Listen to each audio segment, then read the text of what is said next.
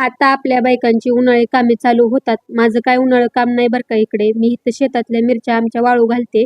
कारण ना माझी चटणी संपली आहे म्हणून मला ड्युटीवर जायच्या अगोदर इकडे मिरच्या वगैरे वाळत घालाव्या.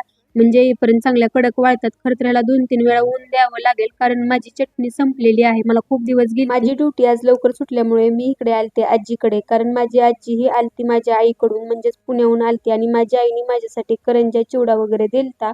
आणि मला खोबऱ्याच्या करंज्या खूप आवडतात. त्रिशाचं काय इकडं करंज्या खायचं काम नाही कारण तिला गोड अजिबात आवडत नाही. ती चिवडा मस्तपैकी एन्जॉय करत होती. आजीची काय भराभरी चालू होती. आम्ही ना आजीच्या घरून लवकरच निघालो कारण मला पुढे काम होतं. मी ह्या दुकानात आले तांदूळ घ्यायला कारण त्रिशाला हा जरा चिकट तांदूळ आवडतो. त्याच्यामुळे मी म्हणलं बासमती तुकडाच घ्यावा. दुकानात त्रिशाच्या पप्पांचं काम होतं. त्यांना वह्या वगैरे घ्यायच्या होत्या. त्याच्यामुळे आम्ही इथं थोडं थांबलो. घरी येऊन लगेच मी इकडे चहा वगैरे ठेवला कारण जायचं होतं त्रिशाला ट्युशनला. इकडे चहा वगैरे पिऊस तर पटकन कुकर लावला म्हणजे नंतर स्वयंपाकाला लगेच लागता येईल. मी इकडे विचार करत होते पाठीमागचा दरवाजा कोण वाजवत असेल किचनचा. तर मला थोडा अंदाज आलताच ही असेल रितिका म्हणजे त्रिशाची छोटी मैत्रीण. त्रिशा ही ट्युशनला गेल्यामुळे तिच्याबरोबर कोण खेळायला नसल्यामुळे ती इकडे उकळी सोबतच खेळत होती. मी तिला उकळ लागल वगैरे बोलत होते. नंतर एकटीच बोर झाल्यामुळे खेळायला ती निघाली तिच्या घरी. किती हुशार आहे बघा. ह्याच शॉर्टकट रस्त्यामधून ती आमच्याकडे येते. मी ना आज रात्रीच्या जेवणामध्ये इकडे डाळीची आमटी गरमागरम भाकरी आणि आज भात सुद्धा केलेला होता.